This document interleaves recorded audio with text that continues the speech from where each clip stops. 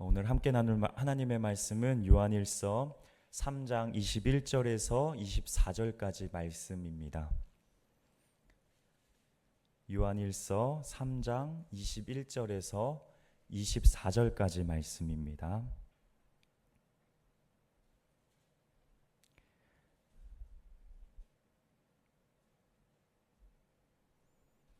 합독하도록 하겠습니다.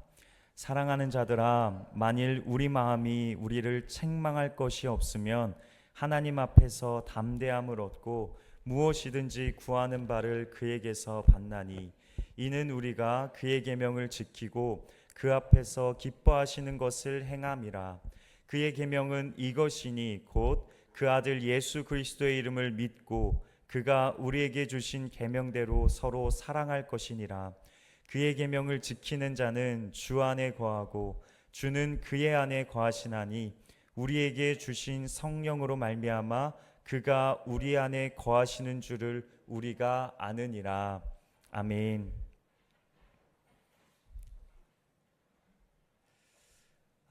주님의 전에 나온 우리 성도님들을 축복하고 환영합니다. 성경을 읽다 보면 유독 계속해서 반복되는 단어가 있습니다. 그 반복되는 단어는 본문의 핵심을 비추는 등불과도 같다고 그렇게들 얘기하는데요. 그래서 이 단어를 유심히 보고 또 묵상해 보면 본문을 우리가 더 깊이 이해할 수 있게 됩니다. 그만큼 중요한 단어라는 것이죠. 오늘 본문 말씀에서 유독 반복되는 단어를 혹시 눈치채셨습니까? 그것은 바로 계명이라는 단어입니다.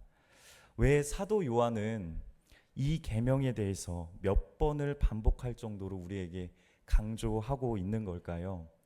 오늘 이 시간은 이 계명에 대해서 오늘 함께 하나님의 말씀을 나누고자 합니다. 이 계명이라는 뜻은요, 하나님의 명령이자 하나님의 말씀이라는 뜻을 가지고 있습니다. 예를 들어 우리에게 가장 익숙한 계명이 있지 않습니까?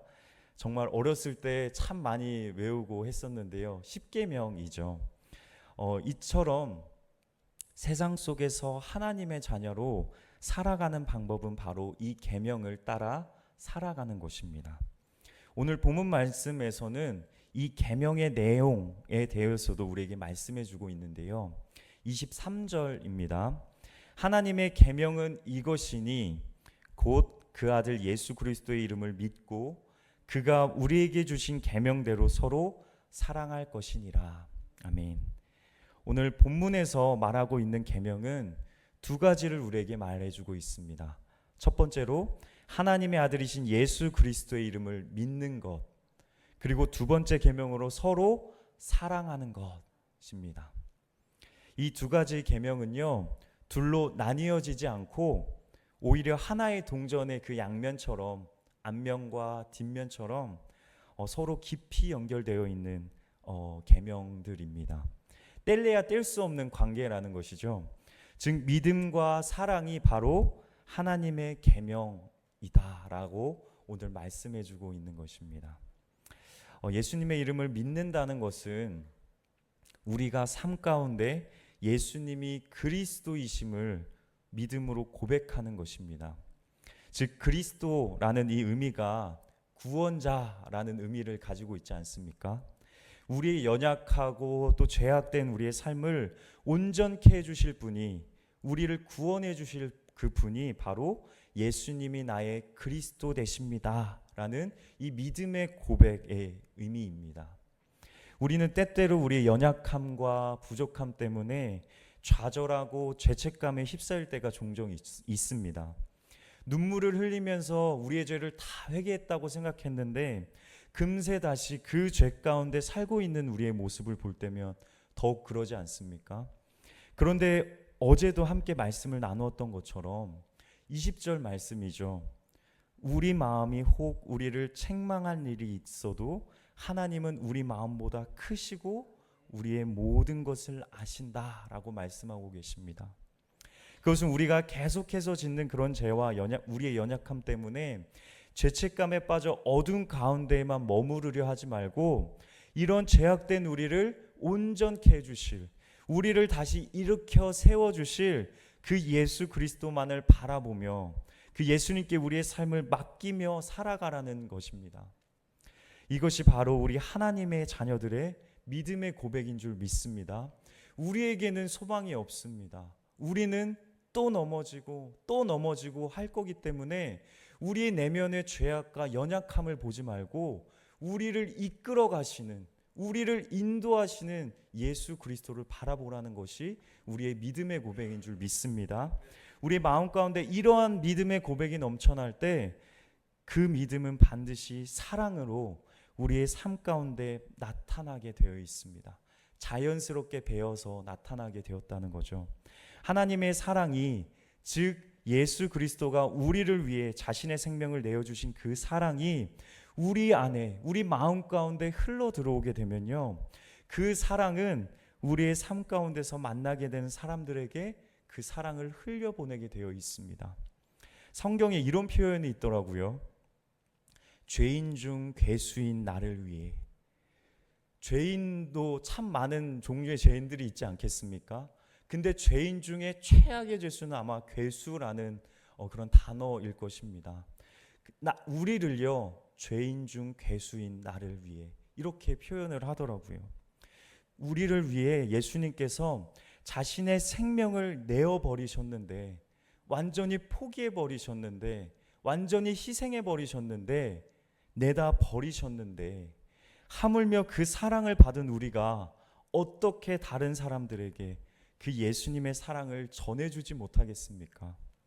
저는 예수님의 사랑을 묵상할 때마다 우리나라 목사님 중에 참 존경받을 만한 그런 분이신 손양원 목사님을 자주 묵상하게 됩니다. 손양원 목사님은요, 예수님이 그리스도이십니다 라는 이 믿음의 고백 위에 자신의 삶을 말뿐만 아니라 사랑으로 삶을 사신 분이십니다. 자신의 소중한 그 두 아들을 그리스도인이라는 이유 하나만으로 총으로 쏴 죽인 그 원수와 같은 일을 용서하고 오히려 그 사람을 자신의 양자로 삼아 품지 않습니까? 이것이 세상의 지식으로 이해가 되십니까? 한 명도 아니고요, 자신의 그 두 아들의 목숨을 다 앗아간 그 원수와 같은 놈이라고 표현해도 되겠죠. 그 원수와 같은 놈을 자신의 양자로 삼는 사람은 정말 이 세상 가운데 찾아보기 쉽지 않을 것입니다.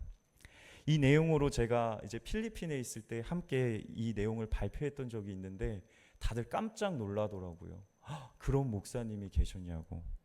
이 사건은 믿음이 사랑으로 역사한다는 사실을 보여주는 살아있는 증언 아닙니까? 두 아들이 순교를 했던 당시 애양원 교회에서는요, 부흥회 중이었다고 합니다. 이 부흥회 중에 자신의 두 아들이 총살을 당했던, 그렇게 목숨을 잃었던 소식을 들었다고 합니다. 그리고 이제 부흥회와 이 장례식을 다 마치고 이제 손양원 목사님이 이런 10가지의 감사의 기도를 드렸다고 합니다. 이 시간 제가 함께 나누기 원하는데요, 제가 읽어드리겠습니다. 여러분, 내 어찌 긴 말에 답사를 드리리요. 내가 아들들의 순교를 접하고 느낀 몇 가지를 은혜로운 감사의 조건을 달아 이야기함으로 대신할까 합니다. 첫째, 나 같은 죄인의 혈통에서 순교의 자식들을 나오게 하셨으니 하나님께 감사합니다. 둘째, 허다한 많은 성도들 중에 어찌 이런 보배들을, 여기서 말하는 보배들은 나병 환자들이죠. 한센병자들을 가리킵니다. 한센병자들을 주께서 하필 내게 주셨는지 그 점 또한 주님께 감사합니다. 셋째, 삼남 삼녀 중에서 가장 아름다운 두 아들 장자와 차자를 바치게 된 나의 축복을 하나님께 감사드립니다. 넷째, 한 아들의 순교도 귀하다 하거늘 하물며 두 아들의 순교일이요 하나님 감사합니다.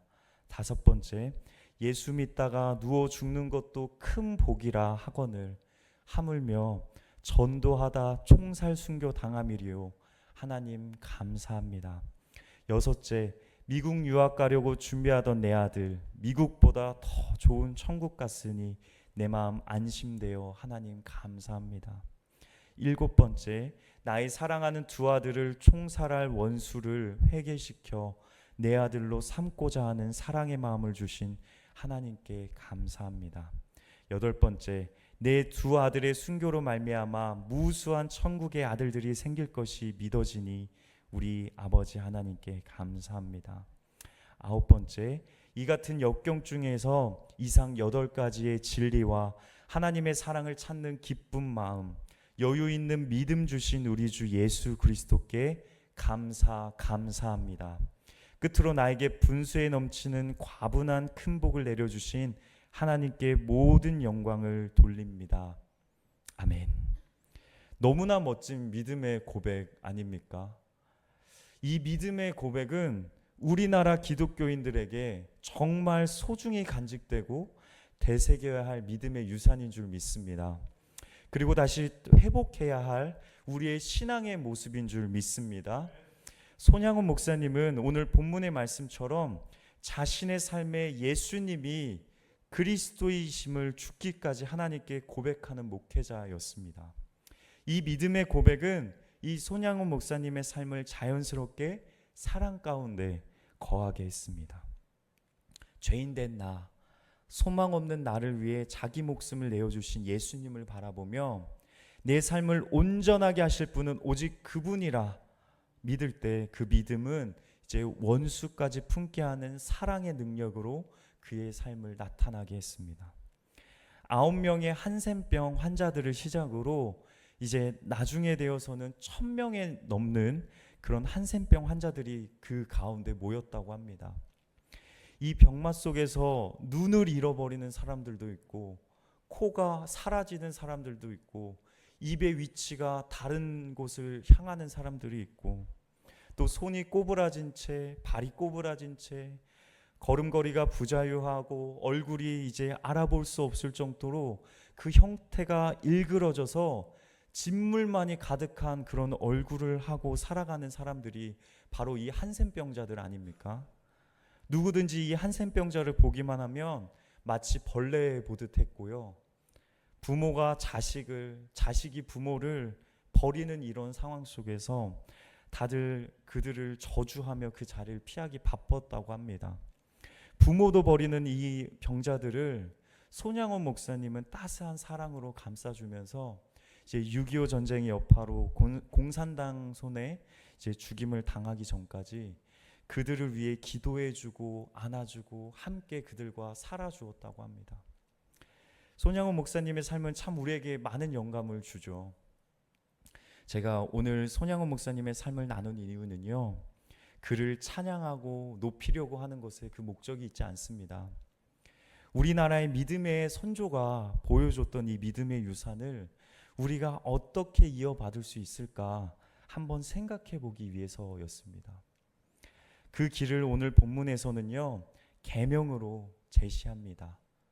곧 하나님이 기뻐하시는 뜻, 믿음과 사랑의 그 계명을 따라 살아갈 때 이 믿음의 유산을 이어받아 살아갈 수 있게 된다는 것이죠. 그런데 우리가 오해하지 말아야 할 것이 있습니다. 그리고 분명히 해야 될 부분이 있습니다. 그것은 하나님이 계명을 지키라 하실 때 그것은 오늘날 법규를 조항대로 수행하듯이 기계적으로 따르라는 뜻이 아닙니다. 너 계명을 지켜, 근데 너 계명 못 지키면 탈락이야 하는 것이 아니라는 것입니다.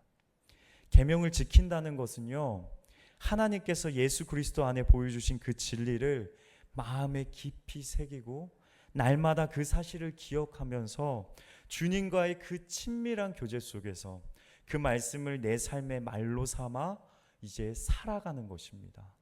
그것이 다시 말해 우리는 하나님을 믿습니다. 그러므로 우리의 일상에서 주님의 말씀에 기쁨으로 순종하며 살아가겠습니다 라는 사랑의 고백이 곧 계명을 순종하는 길이라는 것입니다. 그러므로 계명은 규칙 체크가 아닙니다.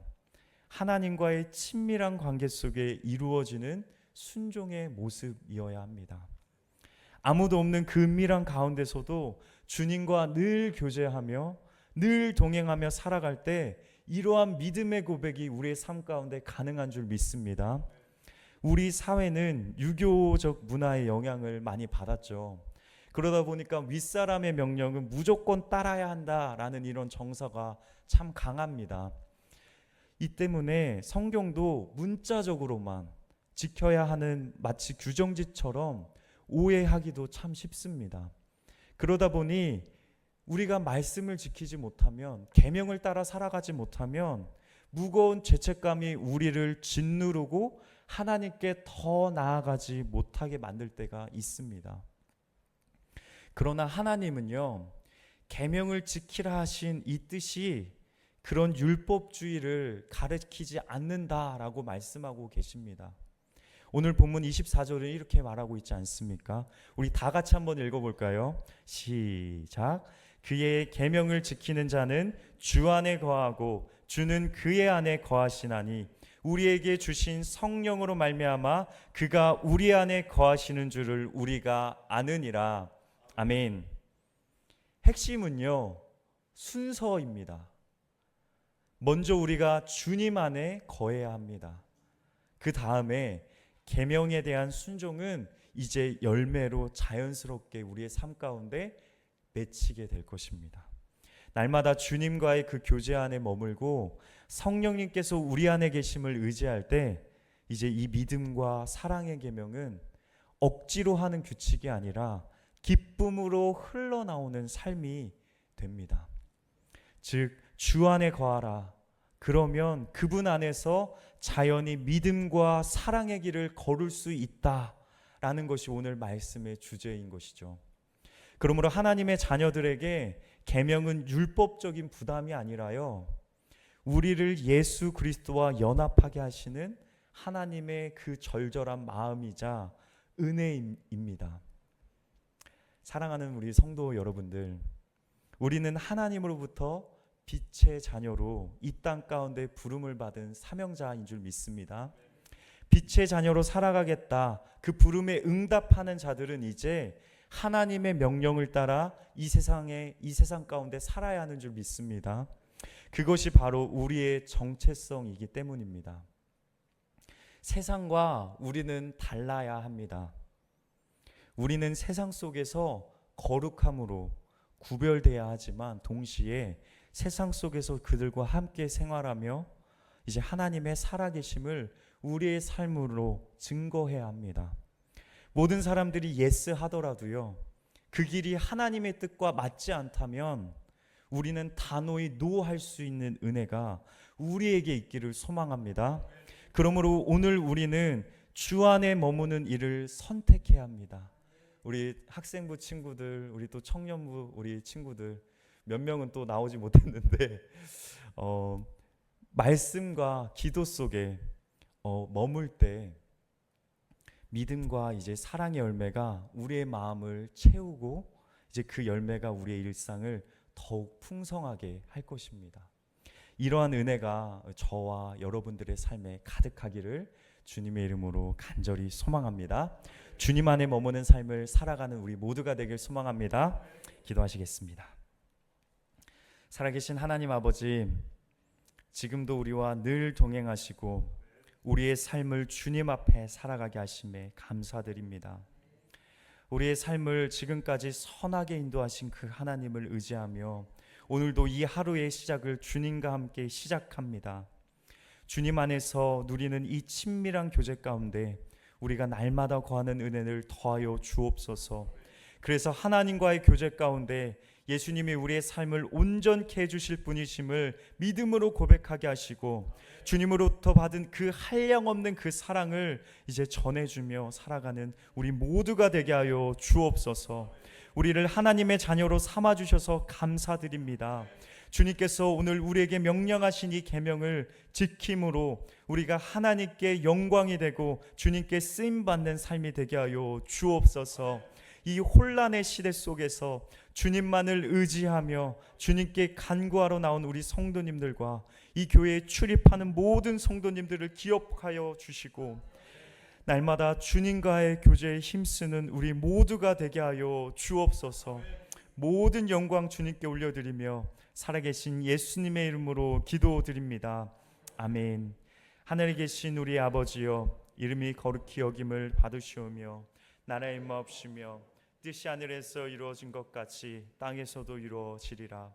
오늘날 우리에게 일용할 양식을 주시옵고 우리가 우리에게 죄를 사하여 준 것 같이 우리의 죄를 사하여 주옵시고 우리를 시험에 들지 말게 하옵시며 다만 악에서 구하옵소서. 대개 나라와 권세와 영광이 아버지께 영원히 있사옵나이다. 아멘.